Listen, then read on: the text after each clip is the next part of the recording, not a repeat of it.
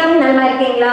Homework பண்ணுறது, படிக்க உட்கார வைக்கிறது எல்லாமே எங்கள் வீட்டில் போராட்டமாக இருக்குது அப்படின்னா கண்டிப்பாக இந்த வீடியோ உங்களுக்கு ஹெல்ப் பண்ணும். ஸோ கண்டிப்பாக பாருங்கள். ஃபஸ்ட்டு செய்யக்கூடாத 3 விஷயத்த நான் சொல்லிடுறேன். ஒவ்வொரு குழந்தைங்களும் ஒவ்வொரு மாதிரி படிப்பாங்க. சில பேர் ஸ்லோ லேர்னர்ஸாக இருப்பாங்க, இவங்க மெதுவாக தான் படிப்பாங்க. சில பேருக்கு ஹேண்ட் ரைட்டிங் மெதுவாக தான் வரும். ஸோ இந்த மாதிரி குழந்தைங்களுக்குள்ளேயே நிறைய வித்தியாசம் இருக்கும். ஸோ இந்த மாதிரி குழந்தைங்கள வேகமாக படி, அப்படி படி, இப்படி படின்னு உங்களுக்கு ஏற்ற மாதிரி அவங்கள கொண்டு வரணும்னு நினச்சா ரொம்ப கஷ்டம். ஸோ கம்பேர் பண்ணாதீங்க, அண்ணன் முடிச்சுட்டான், இது முடிச்சுட்டான் அப்படின்னு. ஒவ்வொரு குழந்தைங்களும் ஒவ்வொரு மாதிரி, அதை புரிஞ்சுக்கோங்க. ரெண்டாவது, உங்களுக்கு இன்றைக்கி அந்த ஹோம்ஒர்க்கோ நிறையா இருக்கிற மாதிரி தோணலாம், இல்லை படிக்கிறதே ஒரு பாடாக தோணி இருக்கலாம். ஆனால் அந்த எண்ணத்தை தயவுசெய்து பிள்ளைங்களுக்கு கொண்டு போகாதீங்க. அதாவது படிக்கிறது, ஹோம்ஒர்க் பண்ணுறதுலாம் அதுவுமே ஒரு ஜாலியான சாதாரண விஷயம்.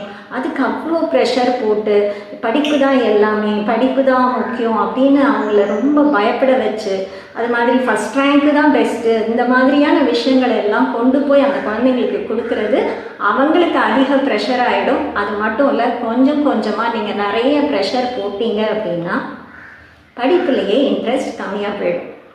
மூணாவது பண்ணக்கூடாத விஷயம், அந்த குழந்தைங்களுக்கு டியூஷன் அப்படின்னு அனுப்பக்கூடாதுன்னு கண்டிப்பாக சொல்லவே மாட்டேன். சில பிள்ளைங்களுக்கு டியூஷன் அவசியமாக இருக்கலாம், ஆனால் எல்லா குழந்தைங்களுக்கும் அது செட் ஆகாது. ஸோ உங்கள் குழந்தைங்களுக்கு டியூஷன் அவசியமான தயவுசெய்து நோட் பண்ணிக்கோங்க. ஏன்னா அந்த இண்டிவிஜுவல் அட்டென்ஷனோ, அந்த டீச்சரை பிடிக்கணும், நல்லா சொல்லித்தராங்க மற்ற பிள்ளைங்களுக்குங்கிறதுனால இவங்களுக்கும் அது ஈஸியாக இருக்கும் அப்படின்னு நீங்கள் நினைக்கக்கூடாது. ஸோ டியூஷன் உங்கள் குழந்தைங்களுக்கு அவசியமா அப்படின்னு அனுப்புறதுக்கு முன்னாடி கண்டிப்பாக யோசிக்கணும். அதுவும் அந்த டியூஷன் அவங்களுக்கு சரி வருமாங்கிறதையும் யோசிக்கணும். ஸோ இந்த 3 பாயிண்ட் ஞாபகம் வச்சுக்கோங்க. அடுத்து வரக்கூடியது தான் சில சின்ன பழக்கங்கள். இதை டிசிப்ளின்டாக நம்ம ஃபாலோ பண்ணாலே உங்கள் குழந்தைங்களோட ஸ்டடி டைம் இன்ட்ரெஸ்டிங்காக இருக்கும்.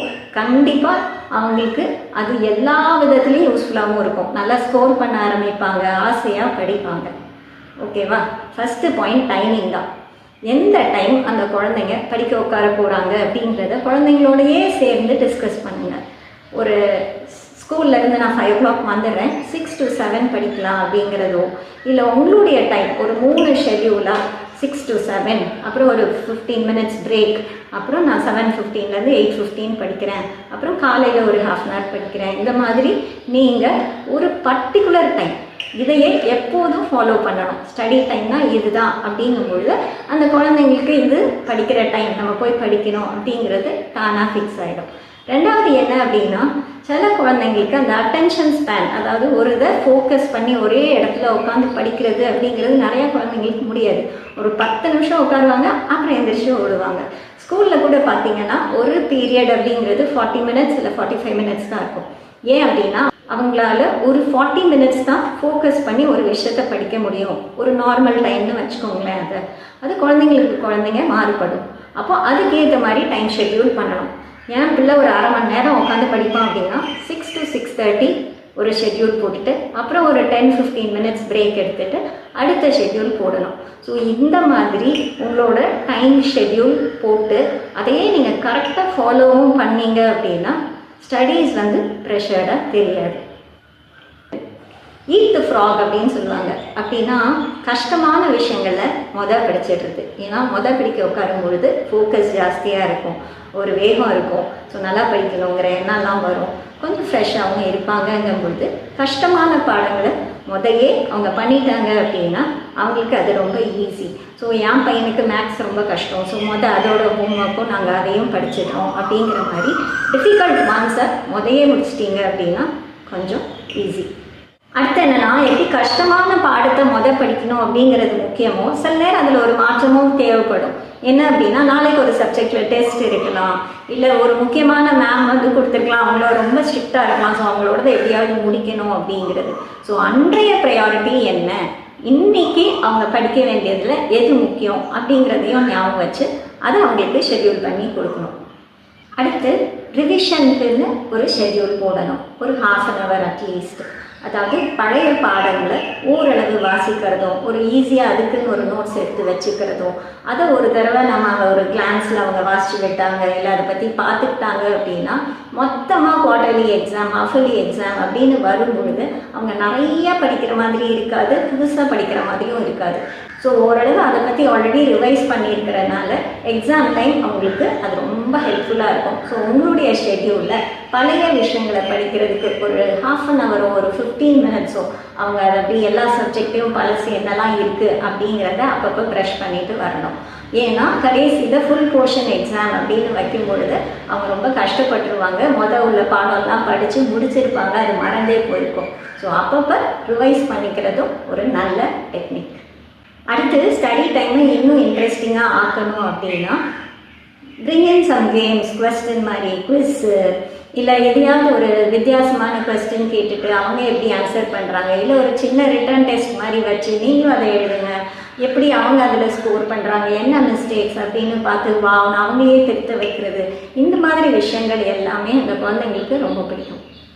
அடுத்து படிப்பை இன்னும் இன்ட்ரெஸ்டிங்காக ஆக்கணும் அப்படின்னா எல்லாமே தியரியாக இருந்தால் அவங்களுக்கு பிடிக்குமா? கொஞ்சம் போர் அடிச்சிடாது நமக்கு. ஸோ ப்ராக்டிக்கலாக சில விஷயங்களை அவங்களுக்கு சொல்லி கொடுக்கலாம். நடைமுறையில் நம்ம பார்த்துட்டு இருக்கிற விஷயத்த அவங்களோட ஸ்டடீஸோட எப்படி ரிலேட் பண்ணலான்னு அவங்களுக்கு ரொம்ப சாதாரணமாக சொல்லிகிட்டே இருந்தோம் அப்படின்னா கண்டிப்பாக அவங்களுக்கு ஹெல்ப் பண்ணும். அடுத்து ஞாபக சக்தி. எஸ், நிறைய விஷயங்களை மனப்பாடம் பண்ணி அப்படியே எழுத வேண்டியிருக்கும். அது ஒரு செய்யுளாக இருக்கலாம், போயமாக இருக்கலாம், நிறைய ஃபார்முலாஸாக இருக்கலாம். ஸோ அது என்னன்னாலும் சரி அதை அப்படியே ஞாபகம் வச்சுக்கணும். ஈவன் டேபிள்ஸ் நம்ம ஸ்கூல் படிக்கும் போது எல்லாம் அதையெல்லாம் திருப்பி ரிப்பீட் பண்ணி சொல்ல வச்சுக்கிட்டே இருப்பாங்க. கேட்ச் பண்ணியிருப்பீங்கன்னு நினைக்கிறேன். எஸ், ரெப்படேஷன். ஸோ பெருசாக அதை எழுதி போடலாம், அதை அவங்க அப்பப்போ பார்க்குற மாதிரி வைக்கலாம். இல்லைன்னா சும்மா வேறு ஏதோ பண்ணிட்டு இருக்கும்போது அதை சொல்லலாம், a + b ² a² + b² + 2ab இந்த மாதிரி அப்பப்போ அதை எப்படி ஞாபகம் வச்சுக்கலாம், அதை ஃபன் மோடில் அவங்களுக்கு கொடுக்குறதும் திருப்பி அதையே சொல்லும்போது கண்டிப்பாக அவங்களுக்கு ஞாபகத்தில் நிற்கும். அடுத்து வீக்கெண்ட் அப்படின்னாலே கண்டிப்பாக ஸ்கூல்ஸில் நிறையா ஹோம்ஒர்க் கொடுத்துருவாங்க. நம்ம உடனே என்ன பண்ணுவோம், பார்த்துக்கலாம், இருக்கட்டும், சண்டே நைட் பண்ணிக்கலாம், இந்த மாதிரியெல்லாம் தோணும்.